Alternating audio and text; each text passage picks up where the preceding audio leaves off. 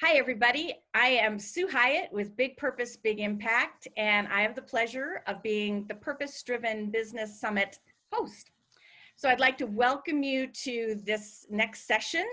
We're going to hear from TakatakaPlastics, co-founders Paige, Balcom, and Peter Okwoko. Takataka is a Ugandan company that not only transforms plastic waste into needed construction and other products, but they also create employment opportunities for healing for trauma survivors. They are doing really amazing work, and I'm thrilled they're both able to join us today. One from New Hampshire and one from Uganda. And I know you'll find their vision and story really compelling as well. I only know a little bit about what they're up to. I've been really inspired. That's why they're speakers at the summit, and I'm looking forward to learning more about them as well.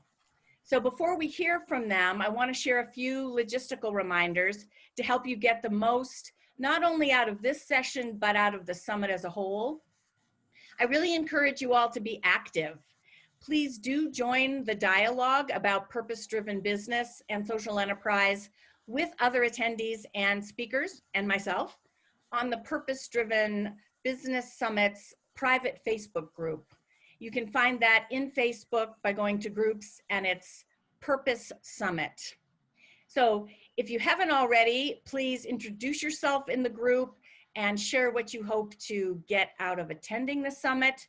We have a really wide variety of folks attending. We've got people that, and this may be you, who are just curious and maybe starting to explore ideas of what you can do and what you want to do next. And you may be somebody who's been a trailblazer on a purpose-driven business path for a while. And we've got everybody in between. So we really are open to hearing from all of you. So the Facebook group is a great place to share any ahas you've had or any questions that come up, either about specific things you heard or about purpose-driven business in general. And I encourage you put those things in there. And if you're also in the group, doesn't matter who you are, if you see something and you'd like to comment or share an idea, please do that. This is a way for us to have some engagement. You know, in the days of Zoom, you know, we're not all sitting in a room. And in this case, we've got people all around the world. But it is a way that we can have a dialogue and really raise the visibility of purpose-driven business and what it's all about. Lastly, if you are involved with Instagram, Twitter, Facebook, other social media platforms, and are going to be posting about this, please do. And we're using the hashtag PurposeBiz, B-I-Z, to mark things that are related to what this summit's up to. So enough of that. Let me tell you a little bit about Peter and Paige. So Peter Okwoko is a Ugandan environmental and community activist. He's a graduate of the Innovative Communication Technologies and Entrepreneurship Program from Aalborg University in Denmark. He's a super passionate person about creating opportunities for disadvantaged people in his community and educating community members about caring for the environment. He's a really busy guy. He's a founder not only of TakatakaPlastics, but he's founder and team lead at another organization called AfriGreen Sustain, which is a waste management social enterprise in Gulu, Uganda. And he plays an advisory role to local leaders on matters related to waste management. And he really believes that through technological innovations, developing countries can really switch from a linear economy to a circular economy. I know that's something I want to hear a little more about, Peter. He's also co-founder of #Gulu, which is a community-based organization that works with children who live and work on the streets of Gulu. During the past 2 years, this organization has been successful in reuniting street children with their families and guardians and creating opportunities for several others as well. He has been teaching at Gulu University for over 4 years, and he really champions cross-disciplinary innovations through problem-based learning. So he is just a powerhouse. And now let me introduce you to Paige, who is also a powerhouse. She's originally from New Hampshire, which is where she is right now. She's currently a PhD student in mechanical engineering at the University of California, Berkeley, and she's focusing on heat transfer and development engineering. Now there's some subjects for you. She has also a deep passion to use engineering to improve people's lives in developing countries. So she had the opportunity to live for a year in Uganda on a Fulbright research grant, which I can totally appreciate because I had a Fulbright grant to Finland myself years ago. And while she was there, she fell in love with the country, the people, and the culture, and she now considers Gulu her second home. So check this out. Prior to graduate school, she co-founded a company, pitched it on Shark Tank, filed a utility patent, graduated first in her undergraduate class with a 4.0, named University Woman of the Year, led multiple student organizations, and wow, you know, when do these two have time to do anything? I don't know. But after completing her graduate studies, she plans to continue to create partnerships and teach engineering, entrepreneurship, and development at universities in Uganda and the United States. So welcome to both of you. Like, just amazing, all the things that you're both up to. Like, I'm excited we could make this work to hear from you and let you share a little bit more about what you're up to. So I just pulled things about your bio from LinkedIn and such. Anything you'd like to share about, you know, who you are and what you're really up to? Peter, why don't we start with you? Okay. Well, Peter is someone who loves challenges. Like, I often love like to try out challenges and figure out ways of solving such challenges. And as you stated, I grew up in a country where the rate of unemployment is so high, and I'm super passionate about always finding solutions to curb problems with unemployment. Then lastly, my background is IT, information technology, but the passion is environment. That's how I found myself doing waste management.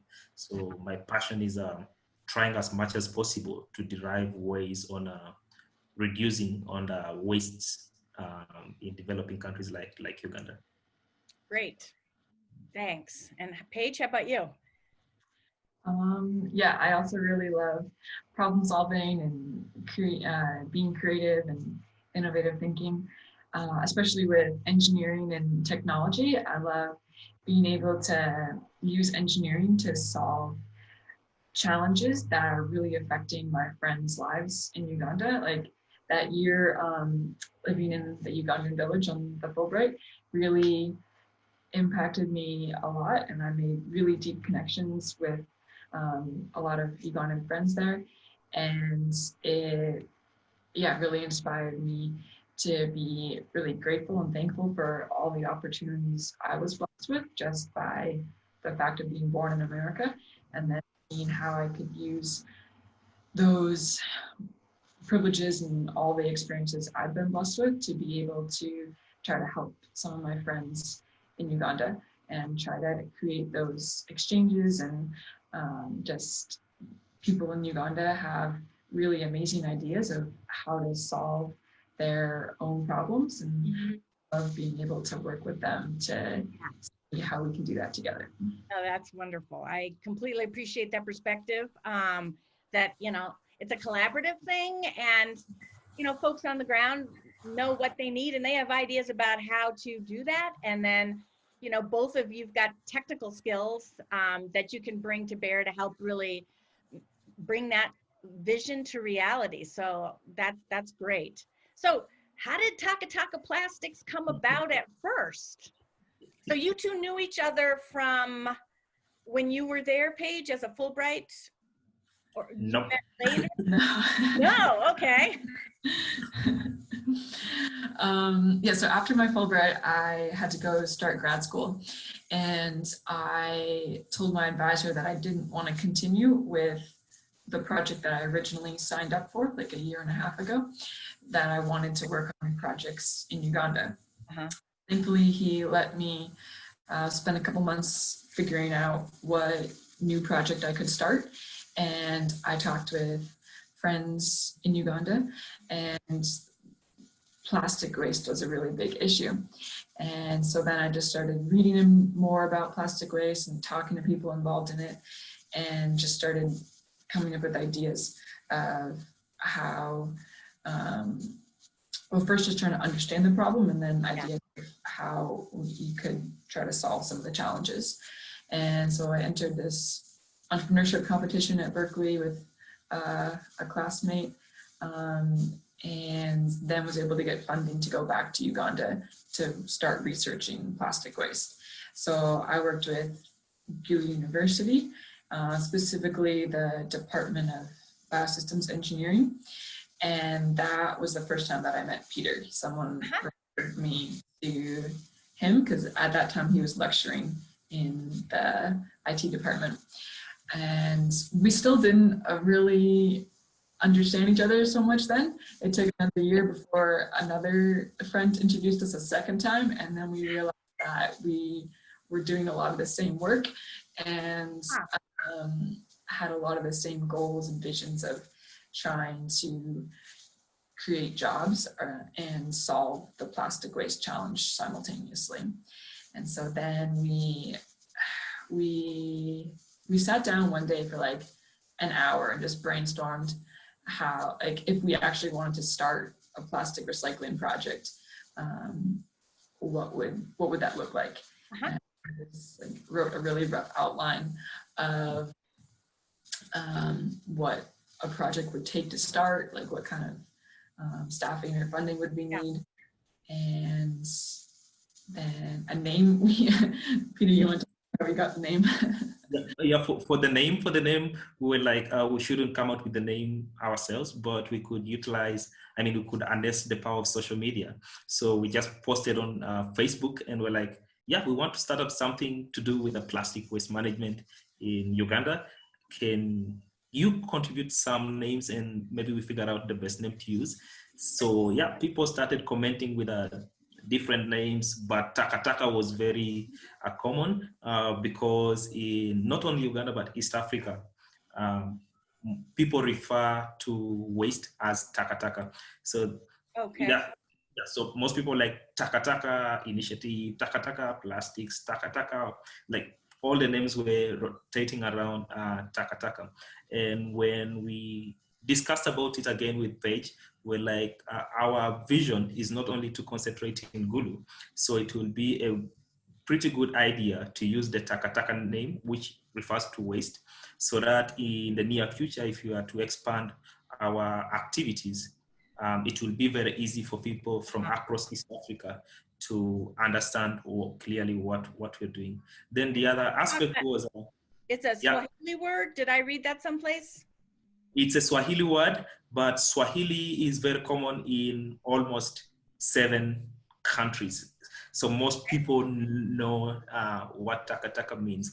And the other attribute was that we wanted, well, we are making very nice products out of waste, but we also want to teach people about waste. Like if we use Takataka and you show someone, Takataka is waste, like you use the waste name and show someone a pretty good product, it kind of changes their mindset about the entire waste management aspect. Yeah, very cool.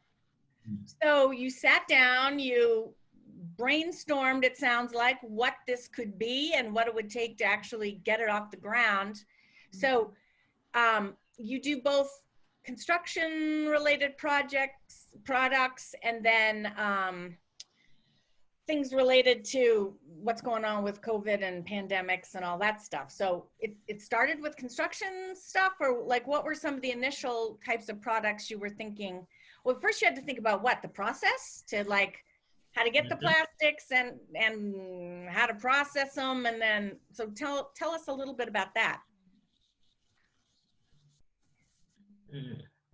Yeah, so we actually spent like 2 years or more doing research about the current plastic waste challenges in Uganda. before we even started TakatakaPlastics. Just trying to learn what solutions were out there and what were the gaps that we could find solutions for. So we identified a few problems, other than the big ones of like the primary way of dealing with plastic waste in Uganda is burning, which of course, it releases all the lethal carcinogens and toxins and greenhouse gases.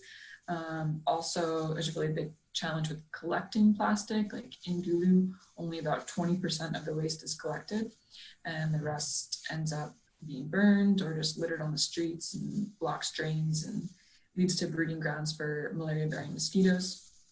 So other than those like big picture plastic waste problems that are universal in developing countries, in Uganda specifically, there's two big problems we identified of waste sinks, which is like Gulu is the second largest population center in Uganda. So there's a lot of plastic waste, but it's 6 hours from the nearest recycling center down in the capital. So transporting plastic waste 6 hours doesn't make a lot of economic or environmental sense. Right. So we saw that there was a need for local solutions for recycling.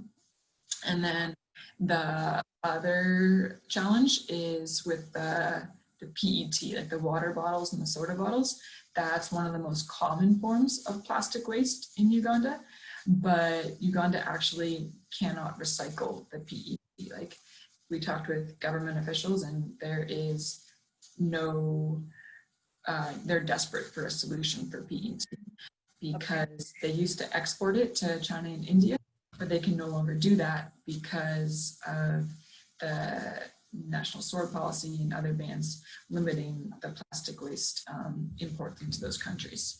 So now even the recycling plants in Kampala that used to take these plastic bottles and shred them and import them, they can no longer do that. So all the PET is just piling up and has nowhere to go. So the other problem though is PET is really difficult to recycle. The chemical properties of PET, like when you melt it, it becomes very brittle. So it's hard to make anything from it.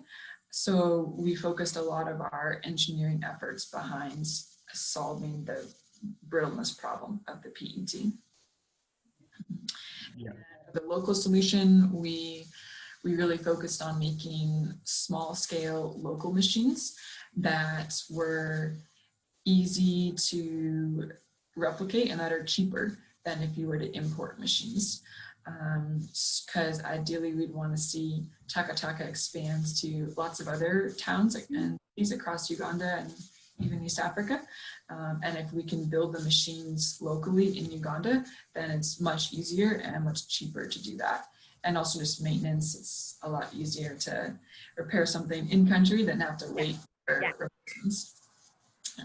So that was the core of Takataka, as well as the aspect of creating jobs for especially at-risk youth and provide them with trauma healing. Well, what I'm also hearing you say is you had this great idea, but it actually took time to not just jump into the deep end of the pool too quickly. Like you really spent time trying to understand what are the major roadblocks that you would have to take on to really engage and do something that has a real impact and not rely on a lot of outside materials, equipment that, you know, you've got less control over, and, you know, you get something and it breaks, and then what do you do? So, you know, it's not like this was an idea that was born overnight. It sounds like there was a lot of heavy duty work that went into researching exactly what was the best way to move forward, which, you know, I think sometimes people forget that maybe want to do something like this. It's like, if you really wanted to do good, kind of what I'm hearing you say is kind of a best practice is you got to not move too fast. I mean, you don't want to move so slow that nothing happens, but you got to do the groundwork and really learn what's going on. So, like, would you both agree with me on that? Yeah, sure. Actually, it took us like Oops. by the local government, the practices by different individuals, and we actually even participated. Like I was a key speaker in a couple of them, and through such conferences, you get to understand how things in relations to waste management are done in Gulu, and by doing that, you get to know the best steps that you can do, you can undertake in order to come out with a sustainable solution to the waste challenge. Yeah. And, Yeah, you know, we interviewed over 200 people wow. who came up with these ideas, just to hear what people like women in the market, or like men in the villages, and like people that are already involved in waste management, and people in Gulu and Kampala, and even in the US, and just try to get a very wide range of perspectives that we could all learn from. So Yeah. No, that's great. So yeah, that's 200 people. That takes a lot of time. And that's also a great way to get buy-in from people that could potentially see what you're doing as competitive to them. It's like asking their input, help start building some collaborations. Am I right on that? Yeah, sure. Yeah. Mm-hmm. Yeah. So you came up with the idea of how to process the waste, and given what you said about PET being harder and more brittle, and that you needed to come up with a solution for how to handle that. So like, what was the next step? Did you already have in mind the kind of products that you'd want to produce with the recycled plastic, or did that come later? You knew you could do some things, or like, what was the kind of sequencing of your thinking there? Yeah, that was actually tricky and took a long time as well. Initially we wanted to do roof tiles, actually, being able to make roofs from recycled plastic.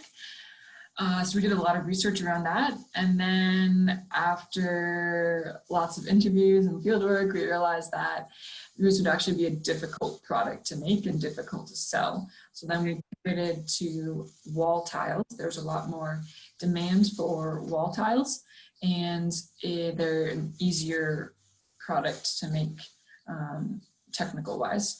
There's not as many constraints and requirements you have to meet, because it's inside instead of outside. Okay. And so it doesn't have to withstand the UV rays and weathering and all those things. So then we focused more on the wall tiles and developed machines that could make wall tiles while still having the sophistication to be able to precisely control the temperature at which we're melting the plastic, so that we don't get the harmful off-gassing, like if you were to burn plastic. Yeah. Or melt it over a fire. Yeah, you don't want your solution to recreate the issue that you're trying to solve, right? Yeah, exactly. Yeah, so it was a lot of market research of and like physically showing examples of products that we would be wanting to make, and getting feedback from contractors and builders and hardware shop owners and all the potential customers to see what they would actually want and what we could actually sell them for that could still be profitable considering the costs of manufacturing. Cool. So did you get much pushback? It sounds like the roof tile thing, all things considered, you decided maybe that wasn't the way to go. But people said, okay, inside tiles, that sounds like that would be useful, and it sounds like it's easier technologically to make. So now, were you competing with other local companies that sell indoor tiles? So how did you make the pitch, Peter, to that like people should want to buy your tile? Yeah. So with the pitch, we considered all the three pillars of sustainability. Like we talk to people about the environmental aspect, which most people really loved. And I mean, if you tell people that these tiles are made from the waste that we normally see littered on the streets, and then when we bring in the attribute of you're creating jobs for the youths, the at-risk youths within this community, then you're also boosting. Recently, Gulu was declared a city, so like you're also boosting the economy through purchasing these styles. And yeah, so we considered all the three pillars. Were like, we are here not just for the profits, but we are also considering the people and the planet. And that's why I was like, by doing that, we would be pushing people towards deviating away from the linear economy and starting to think about the circular economy aspect. Yeah. So two things you just mentioned that I'd like you to tell us a little more about. So tell me about your model of hiring at-risk youth, you know, and that this whole project, one of the big arms of it is offering economic opportunity for people that maybe have been somewhat excluded from the traditional economic pathways that are sometimes open. So tell us more about that and what it looks like. Yeah, so Gulu, just like any other major city in developing countries, has lots of street-connected youths. Mm-hmm. Some people call them street children and street youths. So in 2017, I co-founded this community-based organization that works with them. It's called #Gulu. So what we do is we talk to them. We create a space where we can share ideas with them and have members with opportunities in the community to come and share insights with them and perhaps provide them with the jobs. So as TakatakaPlastics, what we thought about doing was to collaborate, work together with #Gulu and try to recruit some of those youths.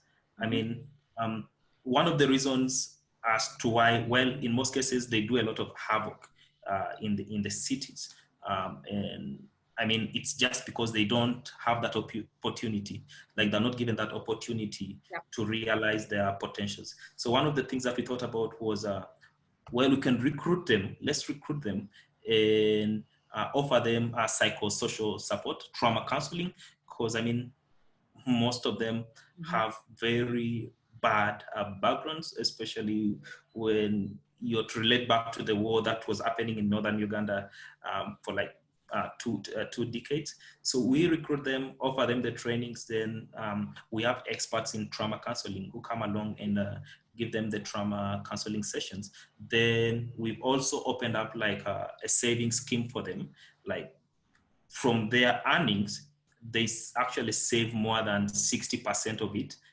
And yeah, they save more than 60% of it. And the idea is that even after working with TakatakaPlastics, they can be in position to start up their own initiatives and recruit other individuals. So we like have to have a chain of opportunities created from just what we are doing with the plastic waste. Yeah. Wow, that's great. So do they help with picking up the plastics and processing it? Like what kind of role do they play mostly? I think they do almost 80% of the entire value chain. Okay, wow.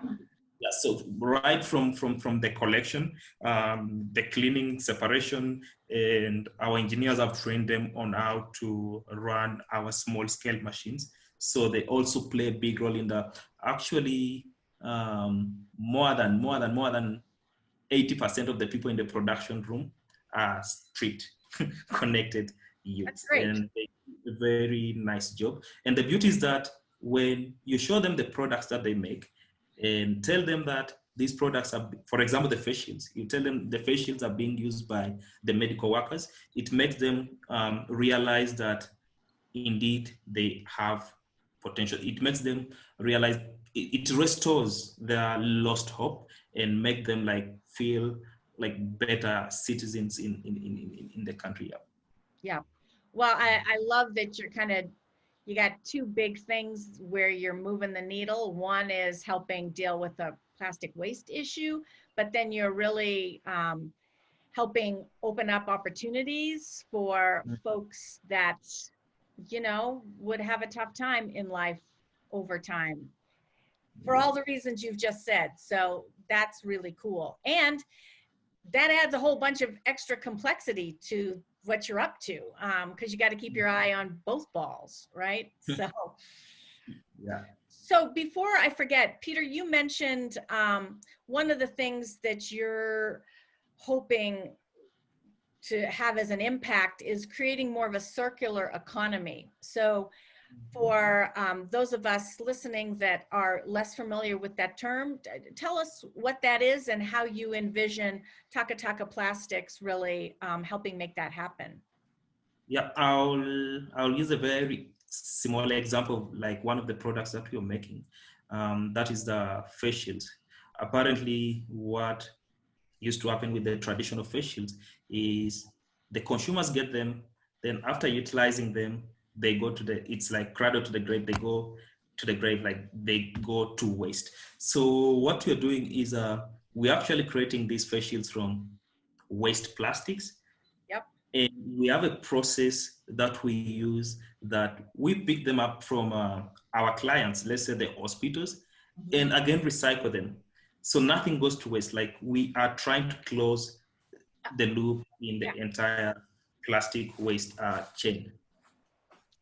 That's that's great. Yeah.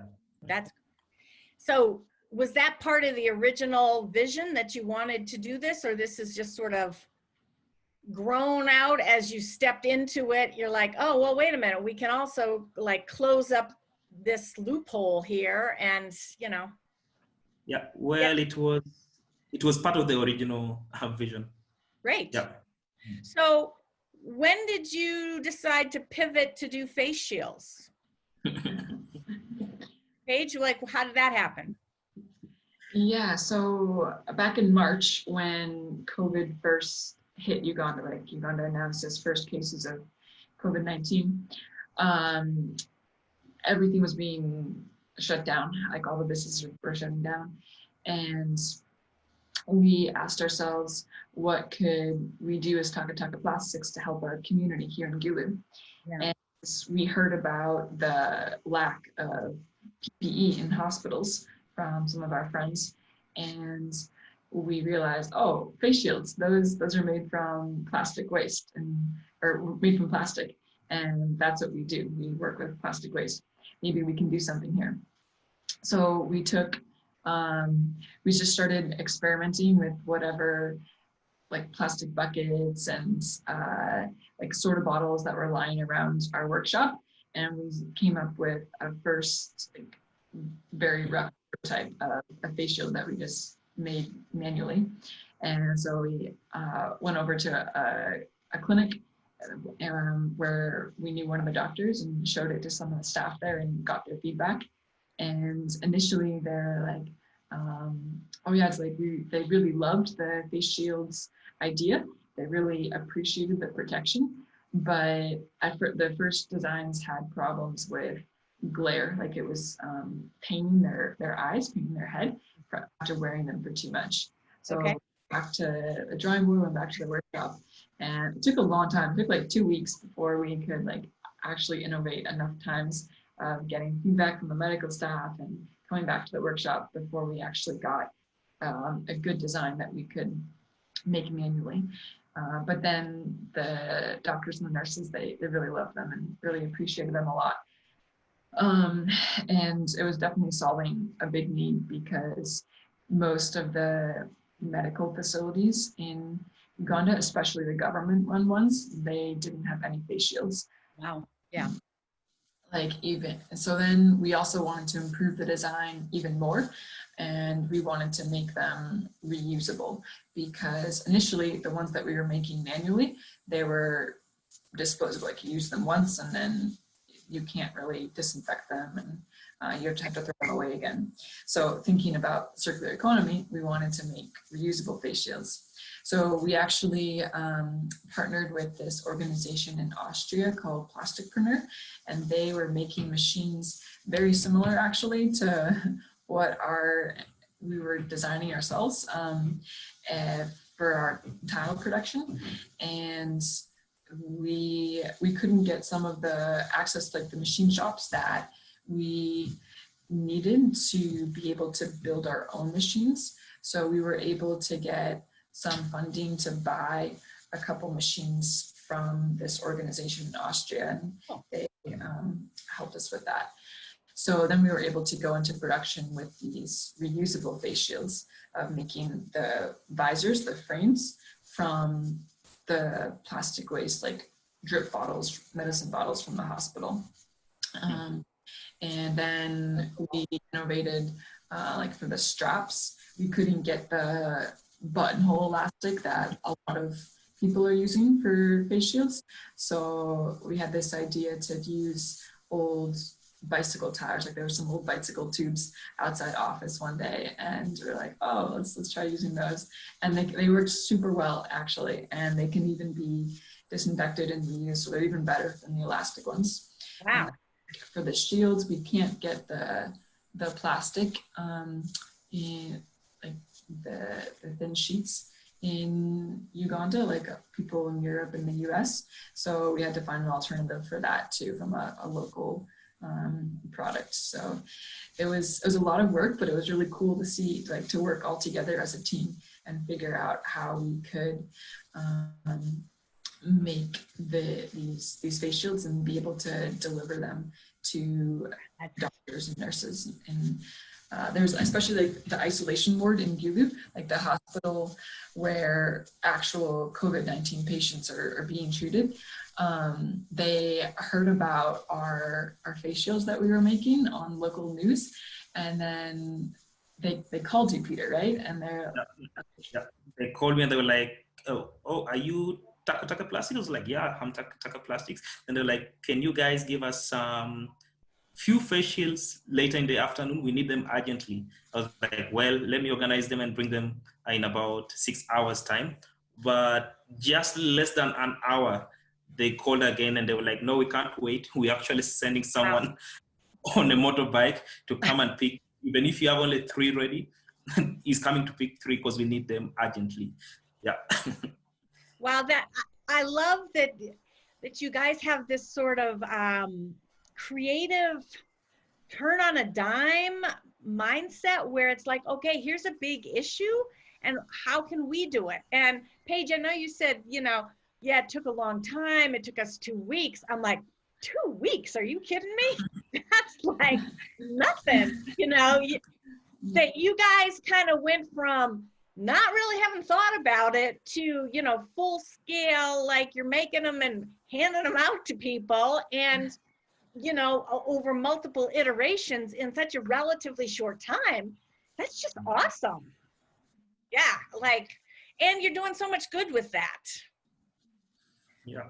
I love it. That's a great example. So you're still doing tiles and now you're doing face shields. You're doing both things. Yeah, we're actually doing both things, and we've recruited more people. Like we recruited someone to manage the face shield aspect, while our engineers still focus on the tiles, like still figure out a few things with the tiles. Well, so that's kind of like the problem you want to have, and then once you have it, you got to deal with it. It's like, right, you're all set to do your one main thing, and then all of a sudden it's like, whoa, because Paige, you're in the US right now. Peter, you're in Uganda. You've like you guys can't do it all 24/7. So like having to get other people in that understand what you're up to, that you can trust to carry the vision and do the work. Like, has that been challenging, or are there like people that are like, well, you guys are so cool, we want to be part of this? So. Yeah, actually, the person that we recruited, we've we worked with him before we even officially founded Takataka, and there are a lot more innovative youths in Gulu and Uganda at large who see the kind of work we're doing, who look at the environment that we've set forth for like innovations in Uganda. And some actually even want to like just volunteer. They come and volunteer with us. There are students from universities who are asking to come like and volunteer and see how things are done at TakatakaPlastics. Yeah. That's beautiful, right? Because you're like, it sounds like you're also getting a lot of great local press for what you're doing, and the folks that you're helping through your products, they're learning what you're up to. Like, I can see demand for what you're doing, like continuing to go up and up. But I would assume you're also kind of inspiring the next generation of social entrepreneurs to think about, okay, what other issues can they do? Are you seeing some of that? So, well, if you're getting volunteers from university, like they're interested in supporting what you're up to, but are they also thinking what they can do? Yeah. A lot of them are thinking about like what they can do. I'll cite examples of those who are not like really producing like hardware components, like tangible products, thinking about how to like utilize mobile applications and web-based systems to have problems around waste management. I mean, I've brainstormed with a couple of them and they'll be like, yeah, I think we can develop an app to make collection of plastic waste even much better. So all that is because of the push. I mean, the kind of work we're doing and how we inspire them to think about like alternative solutions around not only waste management, but also like job creation in developing countries. Yeah, because you've been all about weaving those things together from the very beginning, which it adds another layer of complexity, but it adds another layer of impact too, clearly. So now that you've been at this a while, any insights on like pitfalls for people to avoid that are listening to what you're sharing, that like stuff you wish you'd known when you started down this path that you wouldn't mind sharing with other people thinking about how to take on something like you're doing? Any suggestions for them? Yeah, Paige, can I start? Well, I always have this belief that what you think, you become. Like you just need to always push out for any idea that you think about. And I remember when I was still in Denmark doing my master's, I so loved the system, the take back system of the plastic bottles. Like you just take it back and you get credit for it, and therefore nothing litters. And I used to do that, like from my hostel, I used to collect those bottles. But I used to collect them, take them to this place and get credit for it. And my friends are like, oh, Peter the plastic man. But I already had that like vision, like, so when I came back to Uganda, amidst all the challenges with with resources and technology, I already started something. Like I was like, even if we can just start with education, like changing mindset about plastic waste, that can go a long way in achieving various goals around waste management. So it's like what you think you become. Just keep on going. Along the way, you'll meet people like Paige, who you share visions, people from backgrounds where you can easily access not only resources, but also mentorship to make your dreams come true. Yeah, that's great. Thank you for sharing that, Peter. Yeah. Paige, any thoughts you have? Yeah, I would echo that having the right teammates and the right partners is super important. Yeah, I love working with our Uganda engineers and Peter, and just creativity and having like thinks similar and like has similar core beliefs and vision of where you want to go, and the skills and just the energy and the motivation to go and do it, and just to be all in and to work really hard, and to just realizing like that things never happen as you think. So there's always going to be roadblocks along the way, and having partners and people with you to help you figure out how to get around them, and also just give you the encouragement and push to keep going is really helpful. And just also listening a lot to the community and people around you, and it's like being willing to pivot. I think someone told me once, like, you should fall in love with the problem you're trying to solve, not with the solution. And so just sometimes you can get so attached to an idea that you have, but really we want to focus on solving the plastic waste issue and unemployment challenges. And so being willing to give up your initial ideas and pivot and try new things so that you can continue focusing on the problem. Yeah, no, I think that sounds like great guidance. Not to hold too tightly, like, because then you miss some of the great opportunities that you all have taken advantage of. So what's next for TakatakaPlastics? What's your next greatest thing that you're going to take on?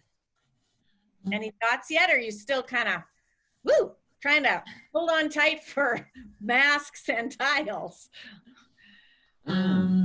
So all this year, our goal has been to establish a full-scale pilot operation in Gulu, where we would set up a full collection center, a full manufacturing plant, to be able to hire over 35 people and to recycle over 9 tons of plastic waste every month. So every month, wow. That's crazy, huh? Yeah, it'll be a big operation, but hopefully we'll be able to do a lot. So those plans were a little bit postponed because of COVID and everything shutting down, but that's what we're continuing to push for. And as things open up, we'll continue to move in that direction. And then ultimately, we hope we can be able to, once we prove that the Gulu pilot can be successful and be self-sustaining, and we get that running smoothly, then we would love to replicate it in other towns across Uganda and East Africa. Oh, that's great. That's great. Peter, anything you want to add about like the what next steps? What next, besides what Paige talked about?